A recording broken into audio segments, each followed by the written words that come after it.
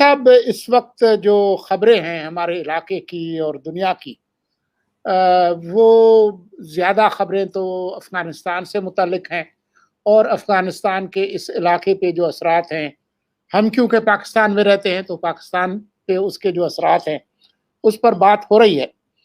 लेकिन मैं ये तस्लीम करूं कि मुझे ये अंदाज़ा नहीं था कि अफ़गान तालिबान इतनी तेज़ी के साथ काबुल पर भी कब्ज़ा कर लेंगे।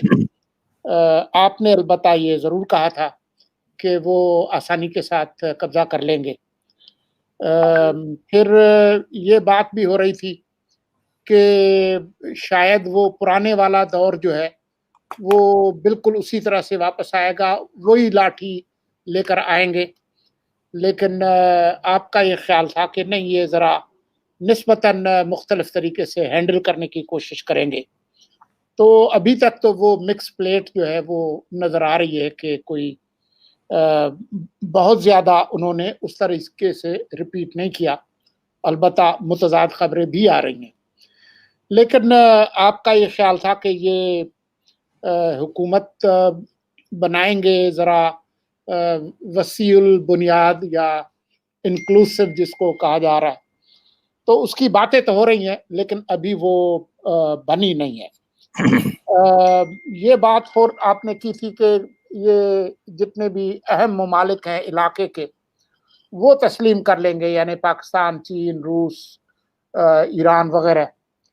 अभी उन्होंने तस्लीम तो नहीं किया, लेकिन हकीकत ये है कि काबुल में इस वक्त जो सफारत खाने काम कर रहे हैं, वो उन्हीं 4 मुल्कों के हैं जिनके बारे में आपका और ख्याल था कि ये तस्लीम करेंगे, यानी पाकिस्तान, ईरान, चीन और रूस।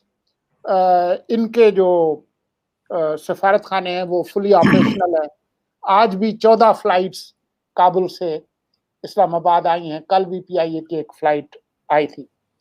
तो अभी तक तो ये हुआ है। आज हम कहाँ खड़े हैं? आपके ख्याल में ये हुकूमत बनाने में कितनी देर लगाएंगे और हम लोग कब इनको तस्लीम करेंगे? आपको क्या लग रहा है कि क्या मसाइल हैं इस वक्त इस नई हुकूमत के? शुक्रिया सोलंकी साहब। वही एक क्लैरिफिकेशन कर दूं, मैंने किसी स्टेज पे ये नहीं कहा था कि फौरी तौर पे इनकी रिकग्निशन हो जाएगी।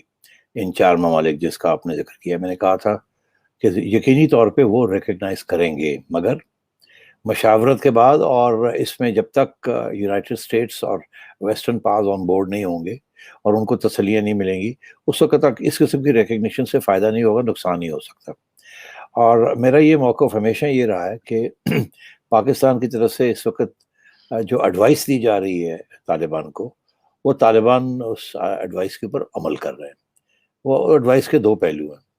एक तो ये है कि आप मेहरबानी करके रीज़नेबल हो जाएँ, कोई इंतकामी कार्रवाई ना करें, कोई ऐसी इक़दामात ना उठाएँ जिसके साथ हमारे सब के लिए मुश्किल हो जाएगा to support you, especially regarding human rights.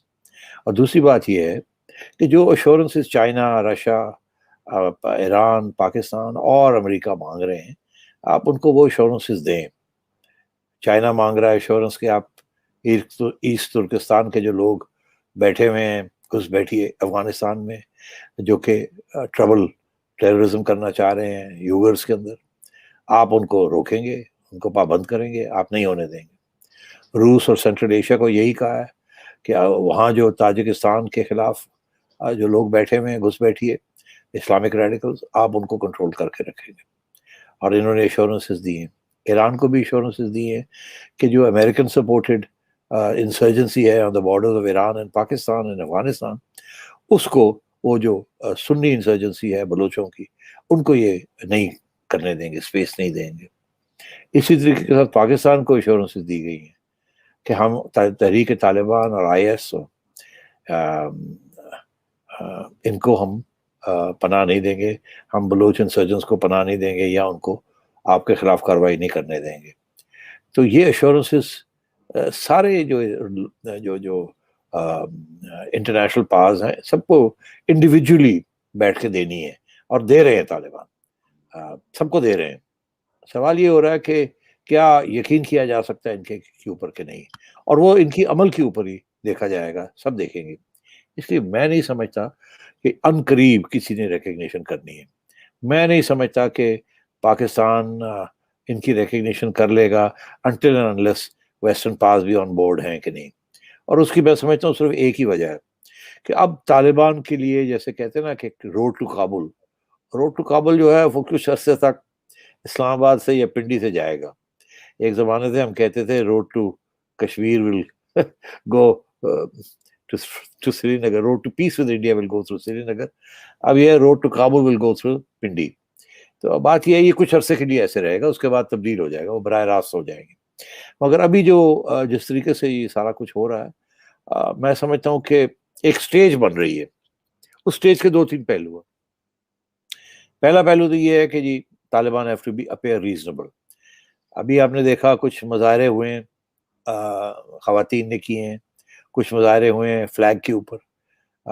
اس کے اوپر بھی جو نی جرک ریئیکشن جو تھا لوکل طالبان کمانڈرز کا وہ یہی تھا کہ اس کو کچل دیں، مگر کافی عرصے سے ان کو سمجھایا جا رہا ہے کہ ایسے نہیں کرنا، کوئی ایسا کام نہ کریں جس کے ساتھ ویسٹرن پاز اور جو ہم امیج کریٹ کرنا چاہ رہے ہیں 2.0 اپڈیٹڈ طالبان، وہ امیج نہیں خراب ہونا چاہیے۔ جیسے ہم نے پہلے کابل کے اندر لڑائی جھگڑے کے بغیر ہم اندر آئے، ہم نے کوئی انتقامی کارروائی نہیں کی، اسی وقت بھی آپ نے خیال رکھنا ہے کوئی ایسا قدم نہ اٹھائیں جس کے ساتھ دنیا جو ہے وہ آپ کے اوپر پھر اشارہ کرے گا، دیکھیں جی انہوں نے کوئی تبدیلی کی ہے، دیکھیں جی یہ کیا کر رہے ہیں، جس کے ساتھ ہماری ریکگنیشن جو ہے وہ لیٹ ہو جائے یا مشکلات آ جائیں۔ تو اس قسم کی چیزیں ہو رہی ہیں، وہ کر رہے ہیں اپنی طرف سے۔ اب میں سمجھتا ہوں کچھ حد تک نہیں، کافی حد تک وہ ابھی تک تو کامیاب ہیں، مگر میں یہ ساتھ ساتھ کہتا جاؤں کہ کسی سٹیج پہ بھی یہ پھسل سکتے ہیں، بیکاز اتنا کنٹرول اپنے لوکل کمانڈرز کے اوپر لیڈرشپ کا نہیں ہوتا، اسپیشلی موومنٹ لائک طالبان۔ یہ پارٹی نہیں ہے، یہ موومنٹ ہے۔ اگر موومنٹ جو ہوتے ہیں وہ بڑے مشکل ہوتے ہیں کنٹرول کرنے کے لیے۔ تو اس لیے میں سمجھتا ہوں کہ یہ کسی وقت بھی کوئی ایسا حادثہ ہو سکتا ہے جس کے ساتھ بڑی اینٹی طالبان ایک سینٹیمنٹ انٹرنیشنل کمیونٹی کے اندر، پاکستان کے اندر، ریجنل پاس کے اندر ہو سکتی ہے۔ تو ابھی تک تو نہیں ہوئی، مگر وہ ہو سکتی ہے۔ تو ابھی تک تو دے بینگ کیئرفل، پہلی بات، سو فار سو گڈ۔ دوسری بات یہ کہ انہوں نے فوری طور پہ کوئی ایسی قدم نہیں اٹھایا ایک حکومت بنانے کا جس سے یہ لگے کہ جی وہ تو انہوں نے اب نان انکلوسیو قسم کی حکومت بنا لی ہے۔ کچھ لوگ پاکستان آئے ہوئے تھے، پاکستان کے ساتھ مشورے ہو رہے تھے پشتون نیشنلسٹ کے، کچھ لوگ ان کو خود مل رہے ہیں، کرزئی صاحب اور عبداللہ تو ان کو خود مل رہے ہیں، وہاں بیٹھے ہوئے کابل کے اندر مذاکرات ہو رہے ہیں ان کے ساتھ، وہ تو وہاں سے نہیں بھاگے، وہ تو وہاں سے نہیں گئے۔ تو میں سمجھتا ہوں یہ باتیں چل رہی ہیں۔